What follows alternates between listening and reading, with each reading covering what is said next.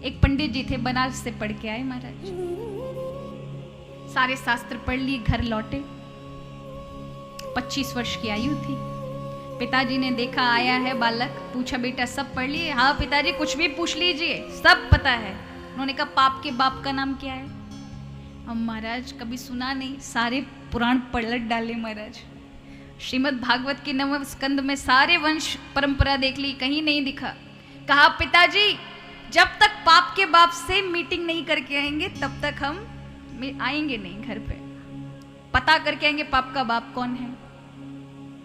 अब ये पाप के पिताजी मिलेंगे तभी घर आएंगे। और बालक जिद्दी था, पिता ने कहा, मैंने तो वैसे ही मजाक में कहा, पर बालक नहीं माना, चल दिया।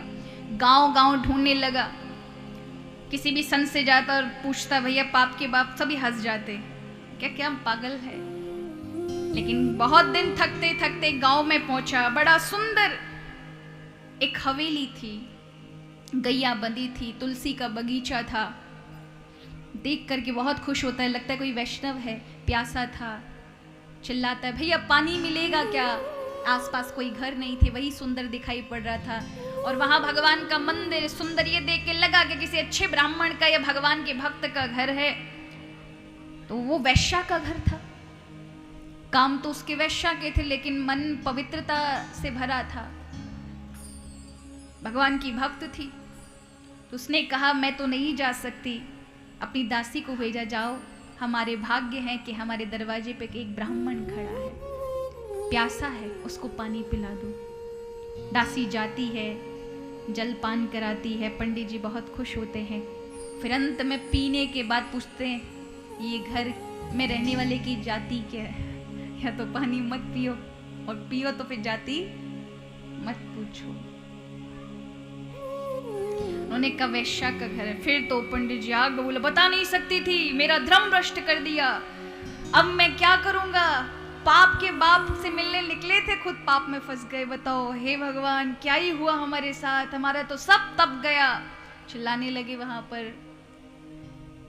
और वैश्या ने सुना तो दौड़ कर आई, महात्मा जी, बटुक जी, ब्रह्मचारी जी, क्यों गुस्सा होते हो? प्यासे को पानी पिलाना हर मनुष्य का धर्म है, हमने भी वही निभाया। बोले मेरे से पाप हो गया, मुझे प्रायश्चित करना पड़ेगा। उन्होंने कहा आप आए क्यों हैं? सारी घटना बताई, पढ़कर आए थे। पिताजी ने ऐसा पूछा, घर से निकल आए, जब तक पाप के पिताजी का नाम नहीं मिलता तब तक नहीं आएंगे। तो वैश्या ने कहा ना जाने ब्राह्मण कहाँ भटकेगा, इसको हम ही बता दें। तो उसने कहा देखो अब आपने अपराध तो कर ही दिया, हमारे यहाँ का जल पी लिया, अब आप तो पापी हो ही गए, प्रायश्चित करना पड़ेगा। तो जब इतना पाप कर ही चुके हो तो हमें भी तार दो, हमारे यहाँ का भोजन कर लीजिए। महाराज दोनों हाथ खड़े कर लिए, क्या भक्ति हो, तुम्हारे यहाँ का भोजन कर? नहीं महात्मा जी, अगर आपने किया तो 1000 सोने की मुद्रा दूंगी। देखो एक साथ ही पाप का प्रायश्चित कर लेना। 1000 सोने की मुद्रा आते ही हमारा दिमाग में ने कहा ठीक है, तुम भगवान की भक्त हो इसलिए हम हाँ कर रहे हैं। पंडित जी सूखा सामान लेकर बनाने लगे भोजन। जैसे ही खाने की बारी आई, भगवान का भोग लगा करके पाना ही चाहते थे, तभी वैश्या ने हाथ पकड़ लिया, ब्राह्मण जी आप भोजन मत पाइए, देखो आप पाप तो हो ही चुका है, प्रायश्चित तो आपको 2 बार करने पड़ेंगे, उसका भी करना पड़ेगा, हमारे यहाँ का अन्न भी खाया उसका भी करना पड़ेगा। अब एक काम करो, बस केवल 2 कौर में ग्रास अपने हाथ से खिला दूं, 10,000 मोहरे दूंगी सोने की, बस इतना ही, एक साथ ही प्रायश्चित कर लें, पाप तो हो ही गया है, अब इकट्ठा ही करना।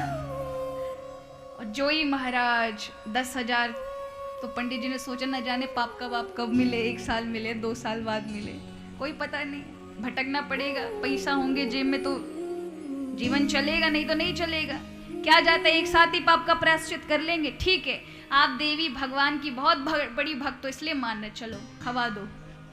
और महाराज ग्रास तोड़ा पहला, और ब्रह्मचारी जी ने मुंह फैलाया, वो ग्रास रख करके वैश्या ने हल्की सी चपात लगा दी, चाटा लगा दी। ब्रह्मचारी जी कहती है मूर्ख,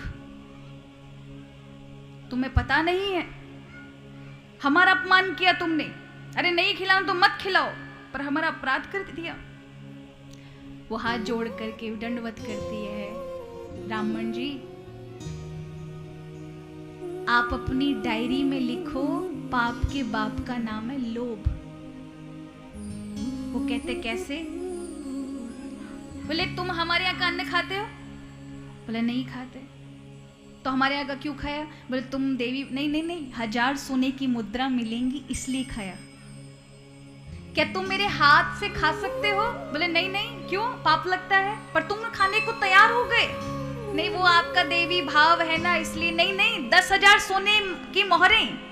तो जो लोभ है बढ़ता गया और पाप बढ़ता चला जाएगा। इसलिए लिख लीजिए पाप के बाप का नाम है लोभ।